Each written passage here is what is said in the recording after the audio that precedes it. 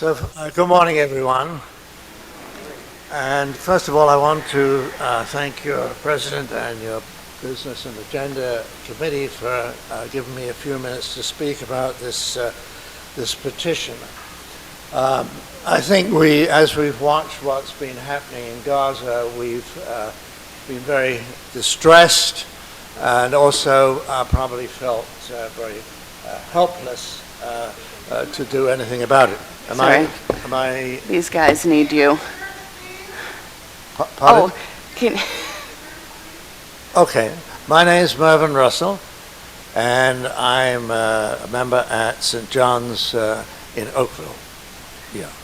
and a member of the Discipleship and Justice Commission from Horseshoe Falls. Okay. Right. Just so everybody has some context. Got all my identification right now. Okay. Sorry about that. That's okay. That's okay. So I chair a group in Oakville, which is called the Oakville Gaza Peace Group, and we devised what is called a parliamentary paper petition. And I stress the word paper because there are two ways in which you can petition the federal government. You can either do it by form of paper, which means actual paper in which you write on, or you can do it electronically. If you do a paper petition, which we are using, that only requires 25 signatures as over against 500 for an electronic petition, and it has to receive the sponsorship of an MP. It has to pass the appropriate bureaucrat in the parliamentary bureaucracy to make sure that it's in the correct form, and if it is, then the MP must stand up in the House and present it to the House, and it will then go to the ministers, the appropriate ministers who deal with those issues which are mentioned in the petition. And within 6 weeks, I believe it is, one or more of those ministers must send a written reply. So this motion, or this petition that I brought, is focused entirely upon providing the humanitarian aid that is so desperately needed in Gaza. And I can read the therefores to you, just so that you know what is in the petition. And what I'm hoping is that I can leave this petition here with you. I have room for 60 signatures here. There's maybe more than 60 people in the room. But I also hope that, as in the Horseshoe Falls region meeting, there was kind of like a general consensus. There wasn't a motion passed, but like a general consensus that this would then be passed on to your Social Justice Commission and be sent to the pastoral charges of the region. If that happens, then pastoral judges do need to be aware that there must be a written petition. You must have somewhere where people can actually sign and leave their address, and you must get the sponsorship of an MP. That is, I think, very helpful for what we're doing, because it will mean that a good number of MPs will be presented with these petitions. And the more petitions we can get going to as many MPs as possible, the more likely it is that the Canadian government will do what it can do. And let's be honest, what the Canadian government can do in the international context is not very, very great. But we should do what we can do. So here are the therefores. We, the undersigned, concerned citizens of Canada, call upon the government to, 1, urgently urgently persevere in promoting a prolonged mutual ceasefire. Demand that the government of Israel take its legal responsibility as an occupying power to provide unfettered access to humanitarian aid to Gazans and to protect humanitarian workers distributing this aid. 3, support the international protection, promotion, and funding of the important work of UNRWA in providing life-saving humanitarian aid to Gazan civilians. And 4, to support the establishment of a humanitarian corridor protected by an international police force that can ensure daily, unhindered supplies of food, water, and medicines to Gazans, and that can protect humanitarian workers delivering them and the Gazan civilians accessing them. So that is the demands that we are asking the government to persevere with. So, Madam, I think that's all I need to Okay, thank say. you. Thank you for presenting that to us. We felt this was a timely petition that came forward at the meeting, and since we were all here together, this would be a good opportunity to raise awareness and also to encourage action. And so what I would suggest is that we agree as a court to give this petition to our Discipleship and Justice Commission to distribute to pastoral charges and share within their networks, and that we invite Mervyn to put the petition on the table to the right-hand side of the court as we're going out today. Anyone who wishes could sign now and take action now, but also know that there'll be an opportunity to raise this within pastoral charges as well. How does that sound? Is that hearing some general agreement? I don't think we need to do a motion, just like Horseshoe Falls didn't do a motion. We'll agree by consensus that that's how we'll deal with this new business and ensure that we are acting. Thank you, Madam President. Thank you. Any other questions? Yep. Oh, yes, this is a perfect opportunity to, you could though. There's a button. Okay, am I on? I'm on. So just identify yourself and where you're from. My name is Penny Inkster, and I'm a member of Port Elgin United Church. And I would ask the kind gentleman up there that gave us all that fabulous information, if there is a website that we can go to so that we can get it all easily to share with our people. No, there isn't. There should be. I respectfully suggest it should be. Yes, and the Oakville Gaza Peace Group is, like many, a very small community organization, and we haven't gone to, let me put it, the trouble of putting up a website. Do you have a church, sir? Pardon? I assume you have a church? I'm Could your retired. church not put it up on their website? No, it isn't on their website at the moment. This has just been developed very recently, and there hasn't been a church council since this has been devised. So no, it isn't. But I will send the document to the Secretariat of the region, and they will then send it on to you. Okay, so the All region of our can... pastoral charges will get it. Yeah. Perfect. Yeah. Yeah. Okay. Is this now a good time for me to speak on my little ditty or not? You might as well. We can do it later or do it now, but this is a good time If- for Port Elgin John, has can you a... put the poster up on the screen? Oh, right, John. That was the Gaza poster. So I'll the tables- start talking. I'm a member of Port Elgin United Church, and we have been working with Reverend Jeffrey Dale, who was with us. He is no longer with us, but he has made liaisons with Palestinians who are living in Canada, who are working in Canada, and who are desperate to help their relatives in Gaza.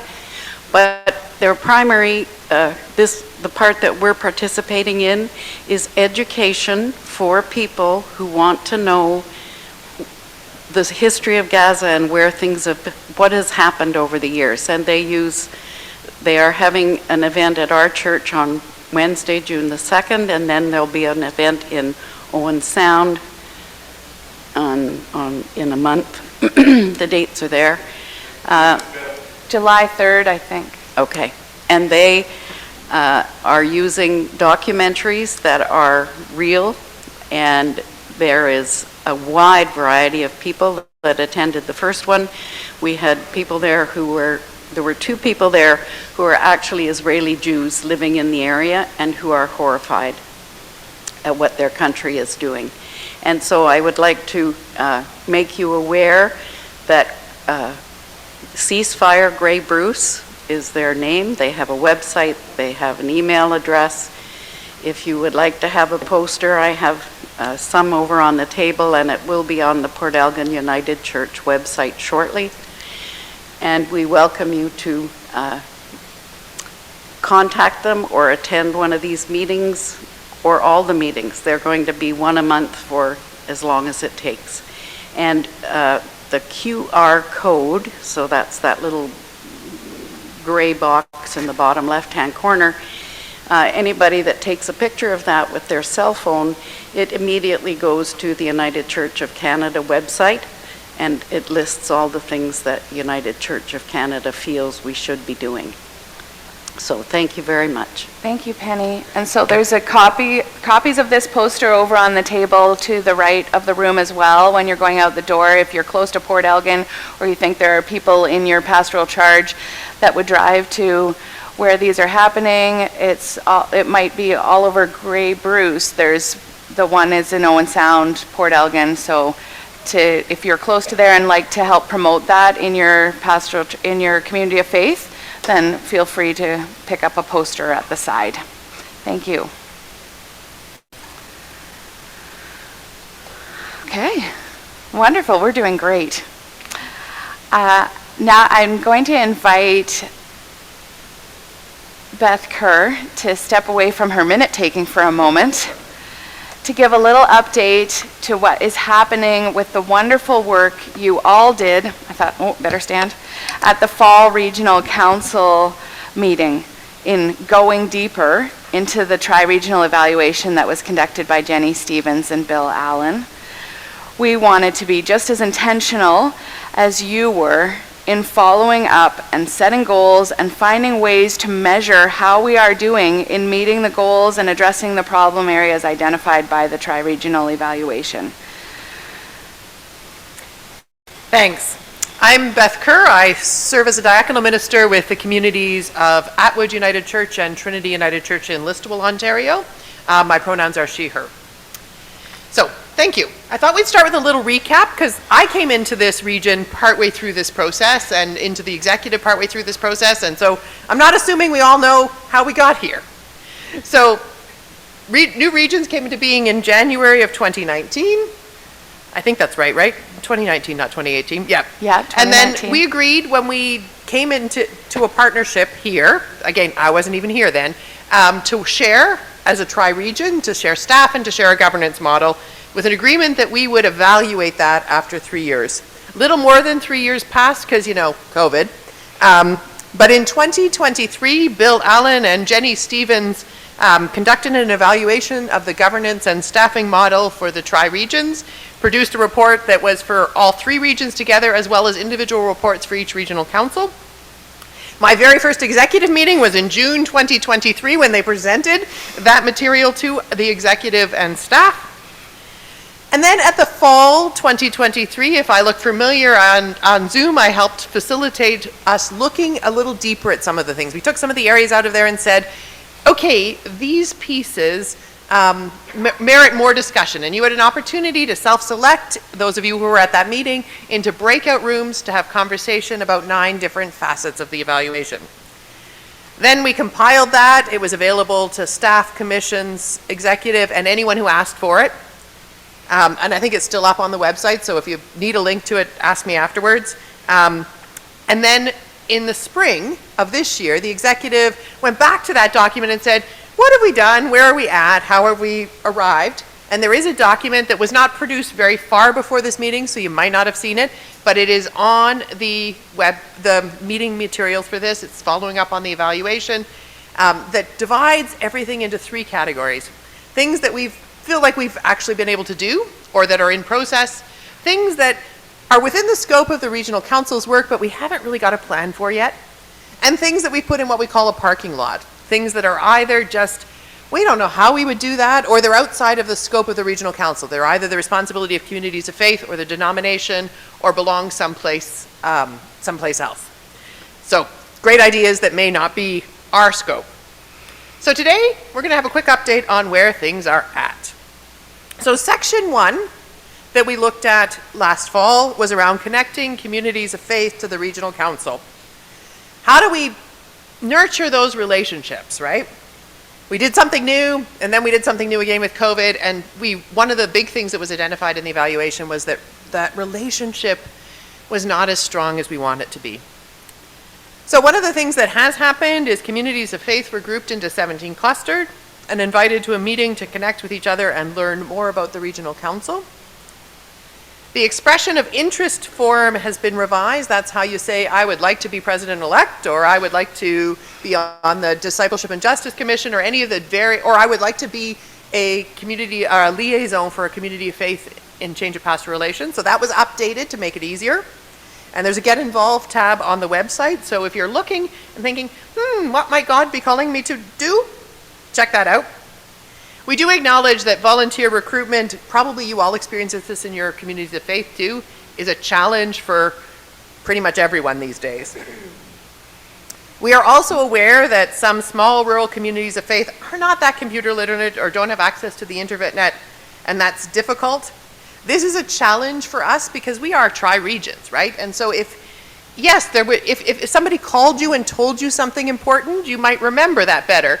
But if we want our staff to make 400 phone calls, even if those are only 10 minutes long, so we're balancing that, right? Because some things are easier dealt with by phone, but a lot of things we are dealing with electronically, and how do we maybe connect those people who don't have easy access to technology to someone who does, because it's much easier to communicate with everyone in a mass kind of way.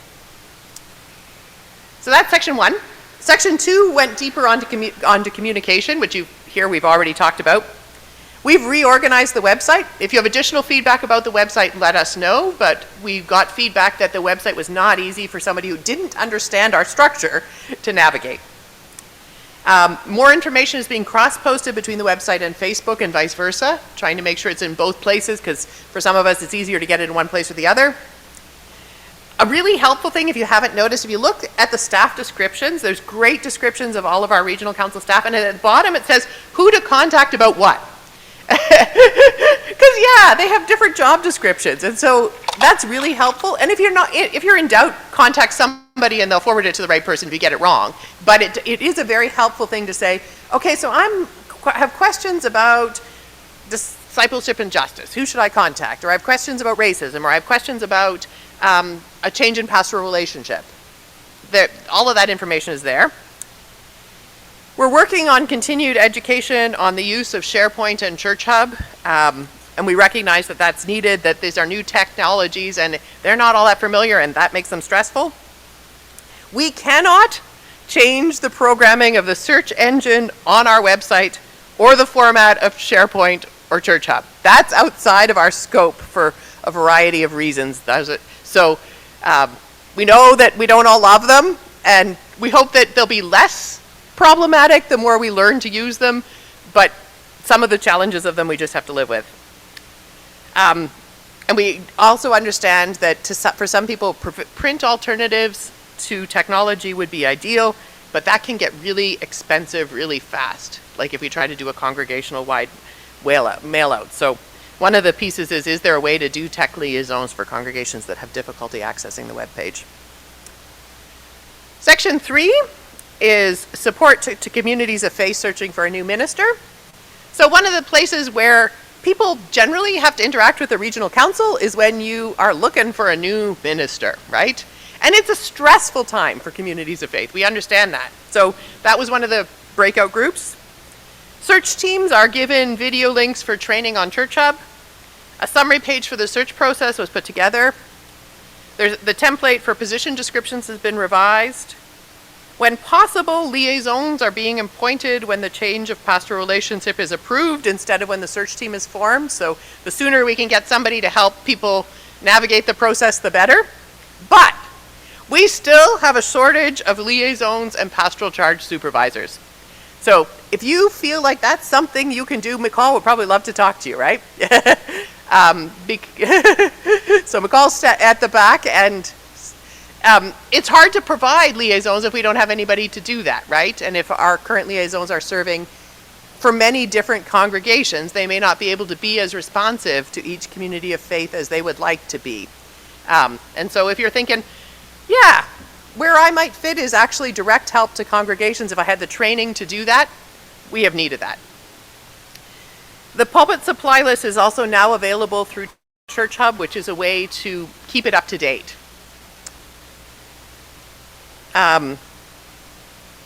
Section 4 was around facilitating network among area communities of faith.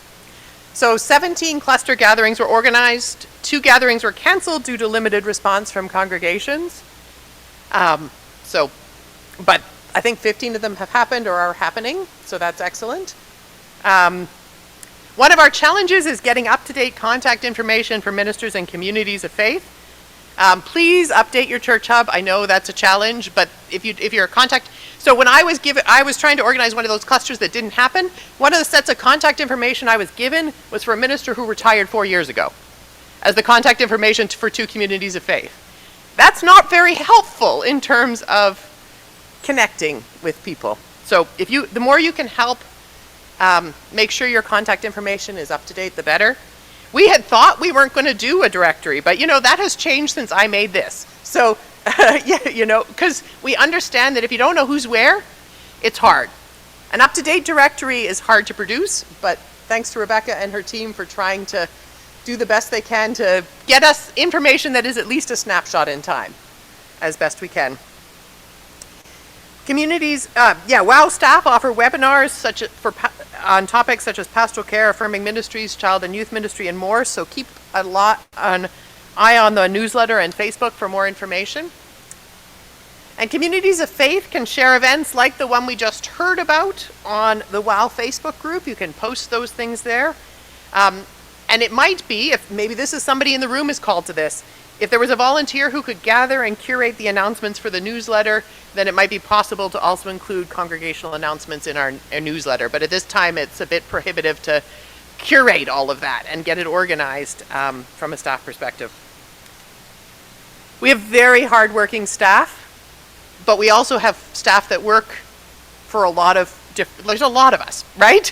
And so that is one of the challenges, is that in the same way most congregations face that, you run out of resources of people.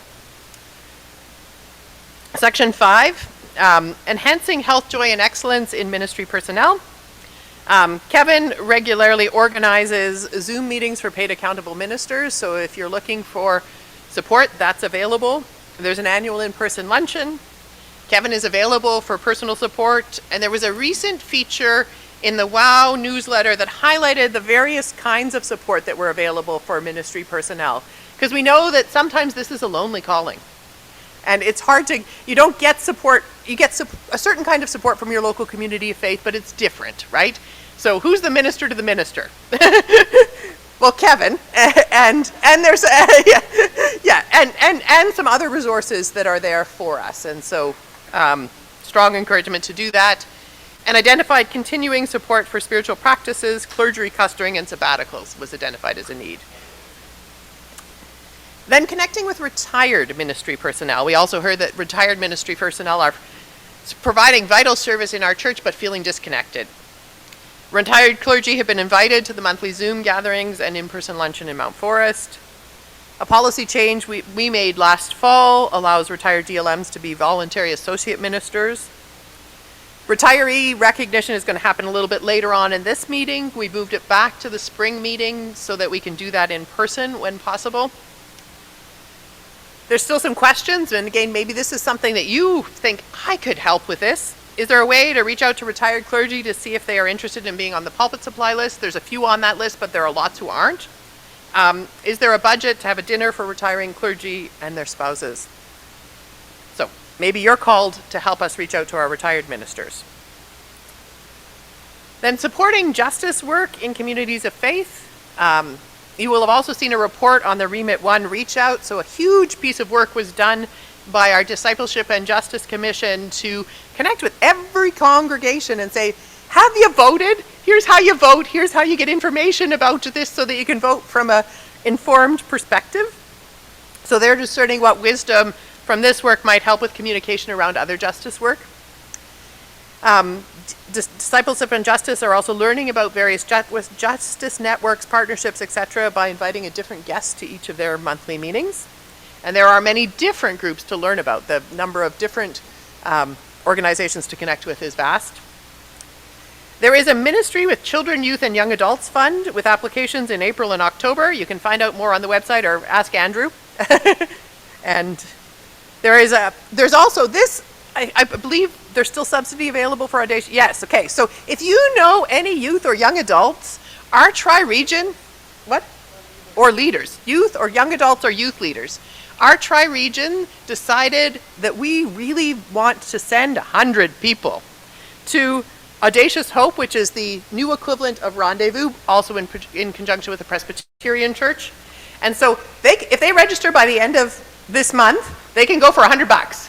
They need to get the code from Kathy, and the website points you to how to talk to Kathy about getting the code for your deduction. Yeah. No, they extended it. They extended the deadline now till May 31st, or June 30th. Wait, May 31st. Where are we now? You've got a few more days anyway. May 31st. They extended the early registration date till May 30th or May 31st or something like that. So it is, you've only still got 100 until then. 100, and after that it would be 175. But if you know young people, this could be a very transformative experience. How much is the full registration? It's $400 or $425. significant. Yeah, it's a huge savings. It's a very big sponsorship, so get in on it. And we're also working to streamline and enhance communications around justice as well.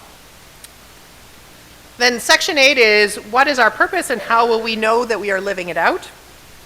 And so we've got some questions about, is there a way to honor the General Council's deep spirituality, daring justice, bold discipleship, as well as strengthen our purpose, which we identified as connecting, supporting, and transforming?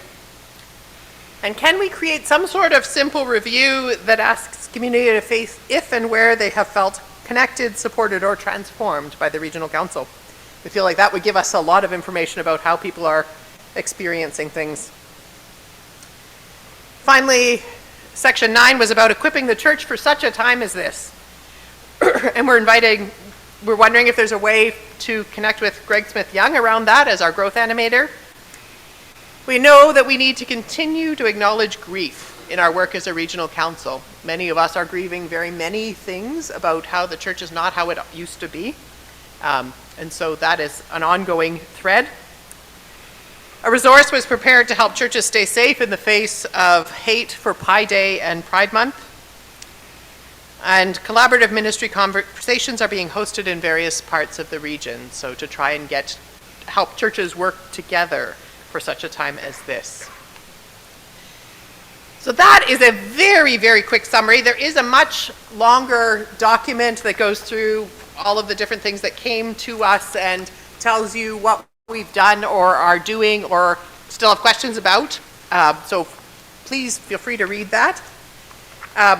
If you have further suggestions, questions, comments that you want to be fed back to the Regional Council Executive, my email is up on the screen. I assume somebody will throw it in the chat for those folks who are on Zoom, and feel free to send me your questions, your comments, and I'm on the executive, and I will say, hey, Jennifer, I have some things that people have sent to me, and we'll take a chance to look at those. So I don't know if there are any immediate questions. It looks like we might have 5 minutes for... That's what I was hoping. We might have some time for few questions from the floor. I'm just going to read out Beth's email for anyone who might want to write it down. It's Beth, B-E-T-H, Kerr, K-E-R-R, D-M, for diaconal minister, I assume, Yes. at gmail.com. So that's where you can get in touch with Beth. And we have just a little bit of time for discussion on the floor of this meeting. But if we don't get to your question or comment, please remember that you can share after the meeting is complete so that we can continue to go deeper. We're going to need people to go to microphones, though, because otherwise the folks on Zoom are not included. Kevin, I will recognize you.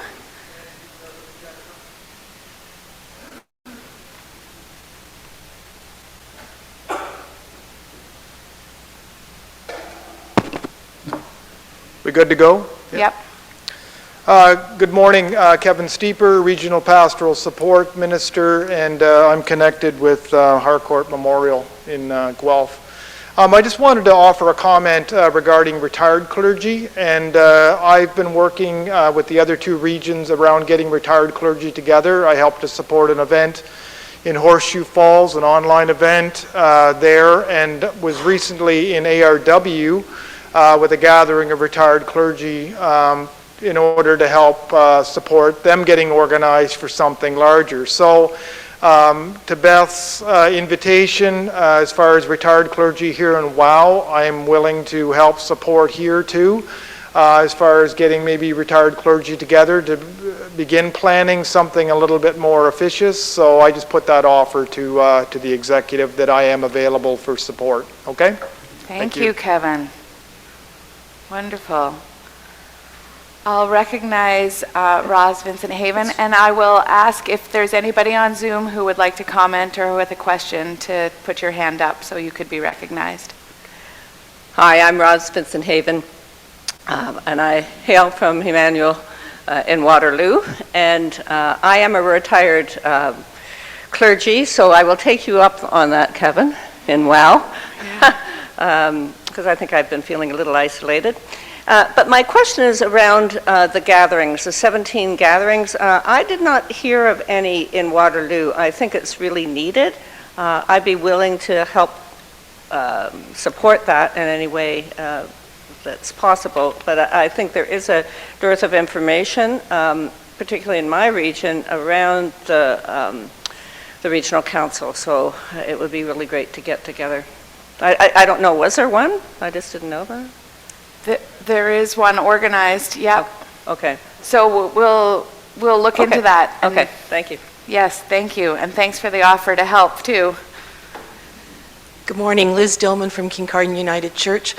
The pulpit supply list, does it include the LLWLs or is it strictly ministerial pulpit supply? I do not know the answer to that. Does anyone know the answer to that? McCall?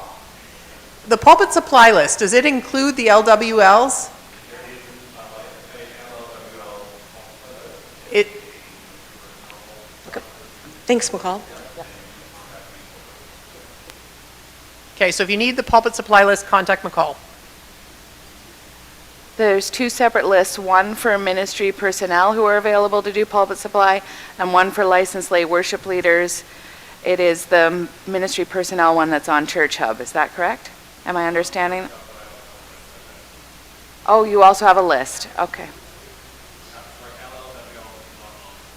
Right. Okay.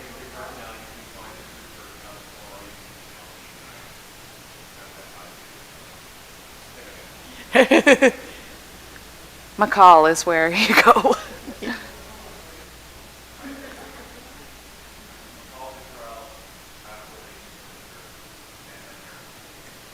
He'll be under the staff on the website. McCall Cottrell is one of the staff. The pastoral support minister. Pastoral support minister? Minister of Pastoral Relations, yes, thank you, sorry. And under his picture is his website, is his email information.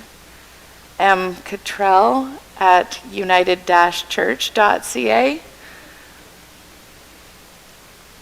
I'll recognize Sarah. It's ready, it's ready. Okay, we were just talking and... Could you say your name again, sorry? Yes, Sarah Brewer, I work at the Office of Vocation. And we were just having a conversation, and you probably have all thought of this, but in case you haven't, in terms of Audacious Hope, $100 is not very much for a congregation to cover the rest of. So the region is kicking in a large portion, but maybe some congregations have $100 that they could help to fund the rest of it for some youth from their church. Thank you for sharing that, Sarah. That makes me go, oh, wait, we have in our budget a fund specifically that we call that and no one ever uses. Thank you. So congregations can help send people to Audacious Hope too. If you know someone in your congregation who might be interested, and you can talk to your board, that might be a way to get someone there for free. Okay, yep. Andrew? Sorry, Andrew Hyde. I'm with the Ecumenical Campus Ministry at the University of Guelph. I just want to clarify, the end of May is the end of registration for Audacious Hope. So, that's it. That's the cutoff. So not just the early that's registration. Not the early bird cutoff. That is the registration cutoff. So yes, find your little pockets of money, but do it quick. Quick. Because end of May is it. Okay? Yes. Sorry? It is July 3rd to 6th at Brock University in St. Catharines. Okay, and the website is audacioushope.ca for details. And I think we're going to have a little announcement about it when we get back up into plenary. So another chance to hear about Audacious Hope. Okay, thank you so much Thanks, to folks. Beth. And a reminder to everyone, if you have further input or comments or questions, please be sure to send them to Beth at bethkerdm@gmail.com. All right, I am going to take a moment to open the floor to any other announcements, any other sharing that people want to make known while we have this group of people from all across our regional council that you might want to share.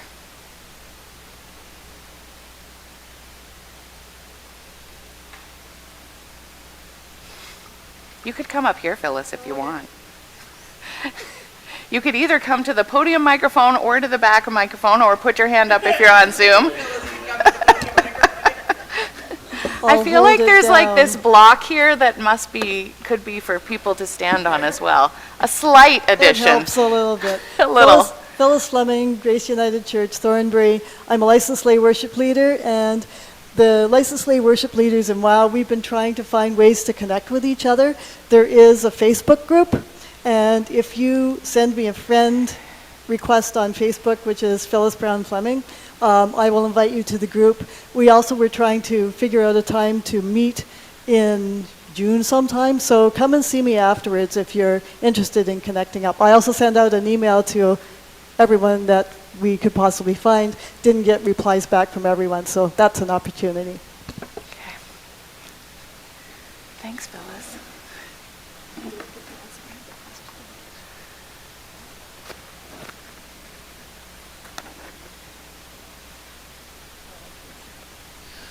Bruce Dixon, I use pronouns he and him. I'm from Dublin Street United Church, and just wanted to lift up for all of you that Dublin Street United Church is celebrating their 150th anniversary in 2024, and there's really nothing more to say about that, but if you like a ornament of Dublin, we have one available for sale, but we just wanted our friends to know that we're celebrating, and I know some of you are celebrating, so just if you keep us in your prayers, and 150 years is not bad. Thanks. That's amazing. Cheryl Oliva from Wesley United Church in Cambridge.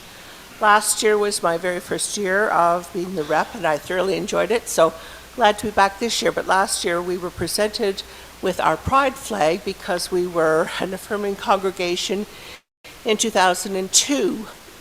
So last year when I went back, I thought, how can I help some of my people? So Michiko Bonkai, who's the minister at Glen Morris, and Elise Sonority, who is the music director at Cedar Hill in Cambridge, the three of us came up with an idea of a queer Vespers service. So we had one in November on a Sunday night, we had one in February, and we have one coming up June 2nd in the sanctuary at 7 at night. And we have music, and we have poetry and everything that goes along with the inclusion and the affirming. We have a little luncheon afterwards, and we have been receiving between 40 and 50 people at our last two, and everyone is welcome. All churches are welcome to come. Cambridge has recently opened up a called the Gaslight area, and we're getting a lot of couples coming from the Toronto area who are just looking for a safe place to land. And we've had some families come in, and we're hoping to have a little bit of a discussion. Maybe we're not sure how this is going to work, but how to talk to parents who have children who are struggling with their identity, and how to make the parents feel accessible, because sometimes in their church they don't know who to turn to, and we're finding a lot of children are at the stage where they don't know what pronouns they want to use. And if we can be of help as an affirming church, and any information you're willing to send to Wesley to help me out, I have become the affirming rep as of a couple weeks ago. So, and we have an affirming rep meeting on Zoom of this coming Wednesday night, right, Teresa? Yes. So anyway, I'm just thrilled that I can help in this way with the wider church, and want everybody to know that if you're interested in a queer Vesper service, it's working out wonderful. And that's at Wesley in Cambridge. Yeah. Thank you. Thank you. Hi, I'm Lorianne. I work in the Office of the Moderator and General Secretary. And I wanted to just let you know that my congregation, which is Trinity United Church in Kitchener, which is nesting with Gary's church, Forest Hill United Church, has decided to pay for a coach to go to the Centennial service on June the 9th. The service starts at 4 o'clock. We're meeting at Forest Hill at 2 o'clock, and we'd like, the bus is half full. It's a full coach, washroom, everything. It will be traveling in style. So I want to extend an invitation to anybody in that area or who doesn't mind coming down to Kitchener to catch the bus. You're more than welcome. Just let me or Gary Clark know before we leave today. Gary, is there an email address maybe they could use?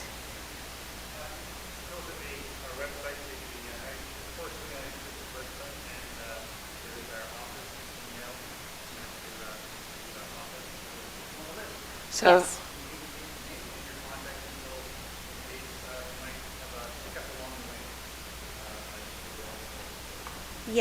Yeah. So the service starts at 4.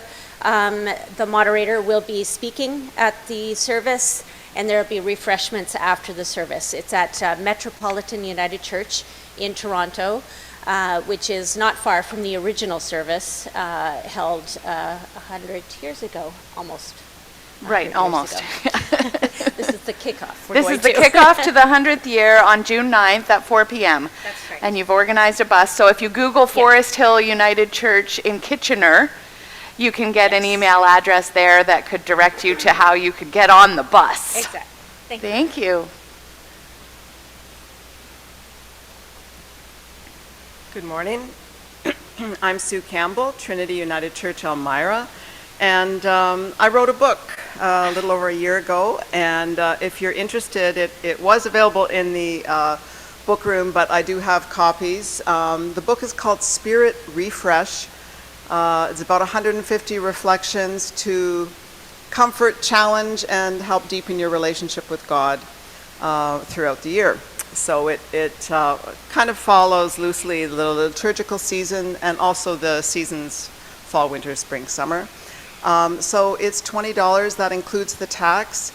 You may know it's actually very difficult for an independent author to get published these days, but it has been endorsed by people from a variety of traditions. Paul Wilson, former homiletics professor at Emmanuel, Rob Fennell, theology professor at AST, someone in the Mennonite Church, a Jesuit priest, a Lutheran teacher, and an Anglican person. So if you're interested, please see me. I'm just sitting at the back, and I have copies in the car. I know UCWs have often found these helpful, the book helpful for offering reflections for part of their devotional time, and I also have had churches purchase them for study groups. So if you're interested, please see me at the back. Thank you very much. All right, couple more quick announcements. Quick. Oh, right, we're running out of time. Okay, all right, I'll be quick. My name is Andrew Hyde, and I'm the ecumenical chaplain at the University of Guelph. I just want to say a quick word about our ministry with university students. At the University of Guelph, we, through our mission support dollars, support the ecumenical chaplaincy, which is the shared ministry of the Anglican, Presbyterian, and United Church. If you're interested in that ministry at the University of Guelph, we have our AGM coming up at the end of June. Talk to me before you leave today. I'll get your email and send you an invitation to that Zoom AGM if you want to find out more about our ministry at Guelph. Also, wearing my discipleship and justice hat, want to convey that for the first time, I think, since our region formed, we were able to give some money from the KW Post-Secondary Education Ministry Fund. I didn't get that name right, but there is a fund administered through our region to support university chaplaincy at Laurier and Waterloo. And through the imagination and hard work of Reverend Hone Lee at First United in Waterloo, they're going to be starting up some intentional work with university students at Laurier and Waterloo. So if you know of folks, yes, exactly. Woo. If you know of students who are coming to the University of Guelph, have them connect with our ecumenical chaplaincy. I can be a contact. And if you know folks who will be attending Laurier or Waterloo this fall, have them get in touch with First United and Reverend Lee. Okay? Thanks. Witon Daly. I'm the minister at Cedar Hill United Church. And this is just for people who might be in the Cambridge area on June 23. That you are invited to come and celebrate 200 years of Christian witness and service at Cedar Hill United Church, which is an antecedent of First United Church in Cambridge and St. John's on the Hill.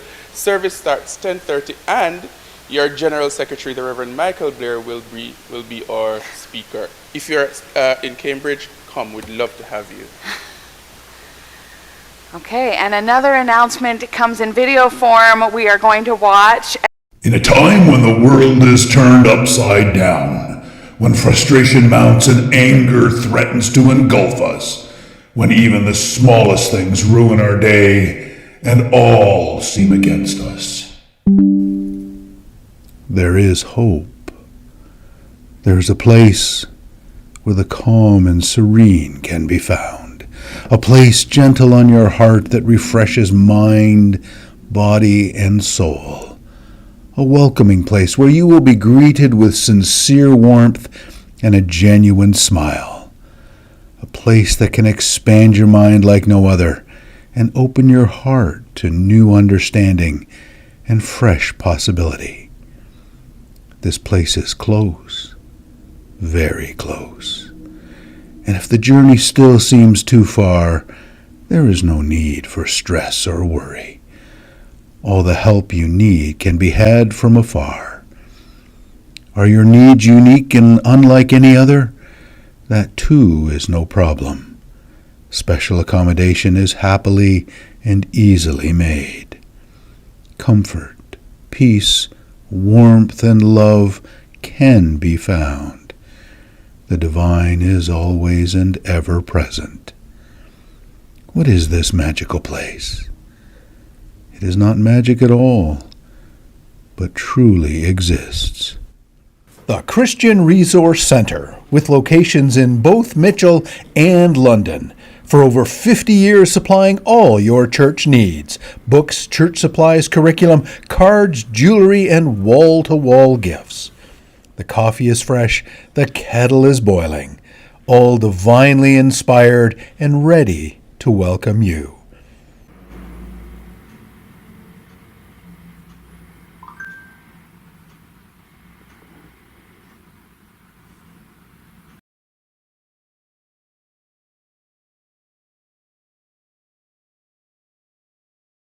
Okay. There are so many people I wish to thank as we come to the close of this work, and before we do our closing motion, I want to thank our hospitality team led by Gord Dunbar, our chaplains, Ann Harbridge and Leslie Fox, our friends of the court, Bruce Dixon, Ann Harbridge and Penny Squirrel, our Zoom community host, Andrew Hyde, our equity support team, Maggie Dieter, Andrea Allen, and Linda Roberts for their service to the court in supporting, nurturing, and honoring this as a safe, inclusive, and loving space. All of them work to do that. Thank you to Terry Smith, Chair of Agenda and Business, Beth Kerr, who was willing to take the job of minute taker, and John Neff as our tech support with some help from Brian from Unifor, for your quiet and consistent presence at the table and support in putting everything together behind the scenes, even when that didn't work. Thank you to Fred Monteith, who was our parliamentarian at this meeting. And for the last time, he says, your guidance and wisdom has been invaluable. Thank you to Jane Sullivan and Watan Daly for representing us so well on the tri-regional worship team. And finally, a big thank you to all those who presented to our court in one way or another, and to all of you who engaged fully in the work that came before us, that we might be a stronger community for it. It is an honor to serve as your president. I'll invite Terry to make our closing motion. Thank you. Oh. Thank you, Ross. Thank you. All right, so I get to open and close. This is really nice. The work of the Regional Council continues between Regional Council meetings. The Regional Council must be clear on how the work will continue. We need to entrust any unfinished business from the last 3 days. I don't know whether there was any. No, we're good. We're good. Except so the video. good. Except the video. Authorize the executive to fill any vacancies on the understanding that appointments will be confirmed at the next spring Regional Council meeting. Direct the executive to plan to convene a meeting of the Regional Council in the fall of 2024. Entrust the executive and commissions with responsibilities and authority of Western Ontario Waterways Regional Council in accordance with the manual of the United Church of Canada and the governance handbook of WOW. And then finally close the meeting from the 24th, 25th, and 26th, with the service, the worship service that we'll go see in a few minutes. Back to you. Can I get a mover for that motion? Peter? And a seconder? Arthur Hills, Emmanuel United, and it was Peter Kadulka. Hills. All those in favor, I'll ask for the question to be put on Zoom. All those in favor? Any opposed?